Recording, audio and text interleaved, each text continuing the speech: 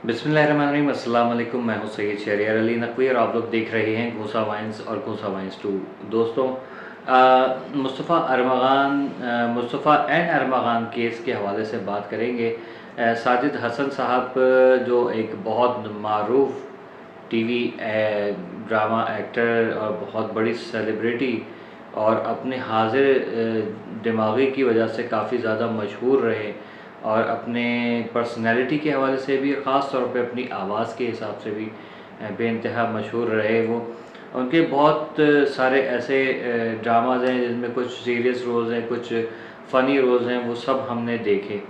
अब एक वाक़या हो जाता है अचानक से। एक 23 साल का लड़का है, उसको बेईमाना तशद्दुद करके जो है उसको कत्ल करके, और उसके बॉडी पार्ट्स भी ये कि आपको सिर्फ उसका बॉडी का सेंटर मिलता है, बाकी का पार्ट आज तक कहाँ गया किसी ने कोई इन्वेस्टिगेशन करने की ज़रूरत ही नहीं की या कोशिश ही नहीं की या शायद मुनासिब नहीं समझा। वो लड़का गायब, उस लड़के का कुछ अता पता नहीं।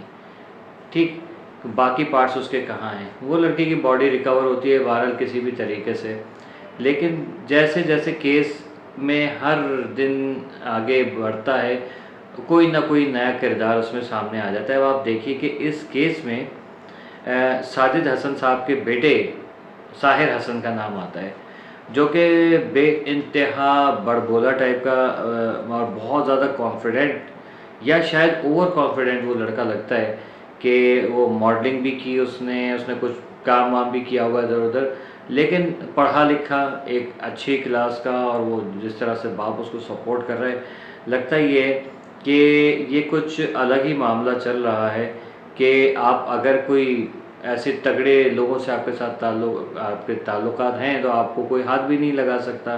अब उनके बयानात आ जाते हैं कि भाई वो फलाना बेटा भी है, फलाने की जो वो फैमिली पूरी शामिल है, कोई ये वो बहुत सारे ऐसे बातें निकल के सामने आई हैं कि सियासतदानों के नाम आ रहे हैं इसमें। इसमें जो है वो बहुत सारे क्या कहते हैं कि जो सेलिब्रिटीज़ हैं, ख़ासतौर पे मीडिया इंडस्ट्री, उनके लोगों के नाम आ रहे हैं। लेकिन चलें, ये चीज़ अलग है। लेकिन साहिर ने जो इंकशाफात किए हैं ना, वो बहुत ज़्यादा तकलीफ़ दे हैं कि उसमें उन्होंने बाकायदा तौर पे उसने ये बाकायदा तौर पे बताया है कि हम जो है कॉलेज, यूनिवर्सिटीज़, स्कूल्स में जो है वो अपने लड़के और लड़कियां भेजते थे, और उनको जो है वो ये टास्क दिया जाता था कि आपने सेल करना है तो ज़्यादा से ज़्यादा जितने भी। अब लोगों को नया नया जो है वो कोशिश कराई कि भाई आप ये टेस्ट करो, ये ऐसी चीज़ है, भाई कोई देख नहीं रहा, यार तू तो डरपोक है, ये वो इस तरीके से करके वर्गला के जो है, या आप मॉडर्न लोग हो यार, इन सब चीज़ों से हटो, ये जो फैशन है ये इन चीज़ों में लगा दिया। अब वहाँ से क्या हुआ कि एक दफ़ा हो गया तो उसके बाद तलब शुरू हो गई, स्टार्ट ही जो है वहीं से तलब शुरू हो जाती है। नेक्स्ट टाइम नहीं मिले तो बच्चे जो है वो पॉकेट मनी से खर्च करते हैं, फिर रोज़ रोज़ का हो जाता है, पॉकेट मनी जो है वो डबल हो जाती है, डबल से ट्रिपल हो जाती है। वालिदैन परेशान हो जाते हैं, हमारे बच्चे इतना क्या कर रहे हैं इन चीज़ों का, तो वो फिर बल्क में ले लेके गुजारे करने लगते हैं। सब टाइप तो ओवरडोज हो जाते हैं। उसका नतीजा क्या होता है, बच्चे वालिदैन को मारपीट करते हैं या कत्ल करना शुरू कर देते हैं, या फिर जो है वो और जो है वो किसी अपने क्लास फेलो के साथ या रिश्तेदारों के साथ या गली मोहल्ले में बदमाशियाँ करते फिरते हैं। ठीक है, इस तरीके से ये मामला बिगड़ते रहते हैं। अब यहाँ पर बहुत ज़्यादा अलार्मिंग सिचुएशन तो ये है कि ये आखिर इन तक कैसे पहुँचती, वो सबसे बड़ी कहानी है कि ये साहिर हसन साहब तक कैसे पहुँचती ये सारी चीज़ें। तो वो आप लोगों ने सुना होगा कि ये कोलंबिया से कैलिफोर्निया, कैलिफोर्निया से इस्लामाबाद, इस्लामाबाद से लाहौर और फिर पाकिस्तान के बाकी शहरों में इसको सप्लाई किया जाता है। तो यानी कि अभी जो आपके पास क्रीम जो इस वक्त मौजूद है वो एक पार्ट है। अभी आपके मुल्क के अंदर कहा जा रहा है कि 20 ऐसे बड़े लोग हैं जो इस बिज़नेस को लीड कर रहे हैं, वो मुल्क से बाहर भाग चुके हैं या गायब हुए हैं। एक खबर ये भी है कि वो 20 के 20 पाकिस्तान में ही छुपे हुए हैं, लेकिन बाहर उनमें से कोई ज़्यादा वो नज़र नहीं आया। अब हमें क्या पता। ठीक है, जो लड़कियों के नाम आए थे, लड़कियां भी कौन है कहाँ है किसी को पता नहीं। नाम आया फलाने बिजनेसमैन की भांजी भतीजी या फलानी लड़की, इस तरीके से नाम सामने है। लेकिन मेन चीज़ ये है कि ये चीज़ यहाँ पर अलाउ कैसे की गई, वो चीज़ बॉर्डर कैसे क्रॉस करती है, वो चीज़ किसी कंट्री से, कैलिफोर्निया से अमेरिका जाती है कैसे। अमेरिका से जो है वो पाकिस्तान आती है, कैसे, ये कैसे पॉसिबल है? नाम तो ये आगे के चलें, एक लेपर्ड एक कोरियर कंपनी है, और एक जो है वो TCS, ये 2 कंपनीज हैं, इनके नाम आ गए, ओके फाइन। लेकिन इन तक भी पहुंचाया कैसे गया वहाँ पाकिस्तान में, उन गैंग मेंबर्स के पास कैसे? अब हो सकता है कि वो लीड कर रहे हैं, ओके ठीक है, लीड कर रहे हैं, एयरपोर्ट से क्लियरेंस कैसे मिली इन चीज़ों को? सबसे बड़ा सवाल ये कि एयरपोर्ट के थ्रू आते हैं, ज़ाहिर है बाय एयर आ रहे हैं ये चीज़ें, ठीक है। ये चीज़ें बाय शिप तो नहीं आ रही, शिप में आती तो आपको पता है कि वो वहाँ पर पकड़ लिए जाती हैं, ये चीज़ें नारकोटिक्स वाले पकड़ लेते हैं। एयरप्लेन से ये चीज़ें डिलीवर कैसे होती हैं, कहाँ रख के लेकर आई जाती हैं जो पकड़ में नहीं आते? ये सवाल उठ रहे हैं। तो कब इन चीज़ों के ऊपर अमल होगा? और क्या साहिर हसन को, अरमगान को, शिराज को, ये कामरान असगर कुरैशी, इन लोगों को, साजिद हसन को, या जितने भी लोग इसमें इन्वॉल्व हैं, इन लोगों को सज़ा मिलेगी? क्या चलना चाहिए? ये तीनों को सज़ा मिलेगी? हो सकता है शिराज को मिल जाए क्योंकि उसके आगे पीछे कोई भी नहीं है, बहुत गरीब फैमिली का है, ठीक है, उसको मेरे ख्याल में मिल गया होगा सबक, और वो हो सकता है कि रिहा भी हो जाए, ठीक है।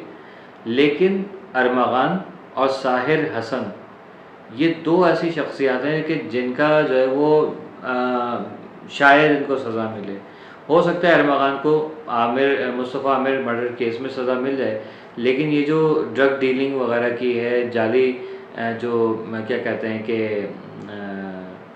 आपका वो कॉल सेंटर्स वगैरह और सॉफ्टवेयर हाउस वगैरह, ये सब चीज़ें चलाने के जो उनको मिल रहे हैं, जो भी सबूत मिले हैं, इस पे उनको सज़ा मेरे ख़्याल में शायद ना हो सकता है चंद लाख रुपए की या चंद हज़ार रुपए के मचल के जमा करा के शख्सी ज़मानत पे इनको रिहा कर दिया जाए, या कुछ और चीज़ हो के ये सब चीज़ें ही बिल्कुल अलग करा के इनको रिहा कर दिया जाए। लेकिन क्या अगर ये रिहा हो जाएंगे तो क्या लगता है कि ये सुधर जाएंगे? ये और ज़्यादा ताकत से आएंगे, ये बात याद रखिएगा।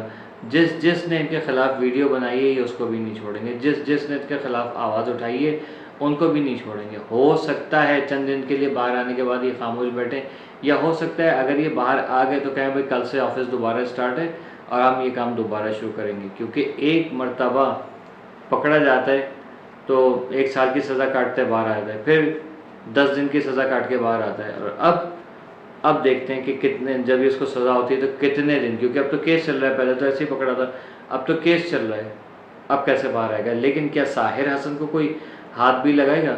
मुझे लगता है कि साहिर हसन जो है वो भी बाइज़्ज़त बरी हो जाएगा, क्योंकि उसने कहा कि भाई देखिए जो भी मेरे ऊपर चार्जेस होंगे वो तो मैं फ़ेस कर लूँगा, ठीक है, मैं उससे कोई वो नहीं है, वो केसेस भी मैं फ़ेस करूँगा, चार्जेस पे करने हुए तो वो भी पे कर दूँगा।